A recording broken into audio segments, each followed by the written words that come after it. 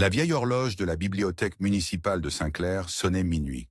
Sous la lumière pâle des lampadaires extérieurs, les fenêtres projetaient des ombres longues et inquiétantes sur le sol en marbre du hall d'entrée. C'était une nuit comme tant d'autres, sauf que ce soir-là, un visiteur inattendu s'était glissé à l'intérieur. Personne ne savait comment il faisait. Aucun système d'alarme ne se déclenchait, aucune caméra ne le captait, et pourtant, à chaque nouvelle semaine, un livre rare disparaissait. Pas un manuscrit poussiéreux ou un roman à la mode, non. Des ouvrages anciens, précieux, souvent oubliés du public. Le genre de livre qu'un bibliothécaire passionné aurait remarqué s'il venait à manquer.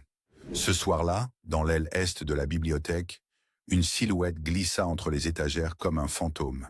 Vêtu d'un long manteau noir, le visage dissimulé sous une capuche sombre, l'individu s'arrêta devant une vitrine verrouillée. À l'intérieur, un exemplaire unique du Codex de l'Aube, un traité mystique du XVe siècle, dont seuls 3 exemplaires existaient dans le monde.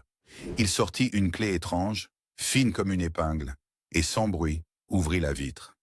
Le livre glissa entre ses mains, comme s'il l'attendait depuis toujours.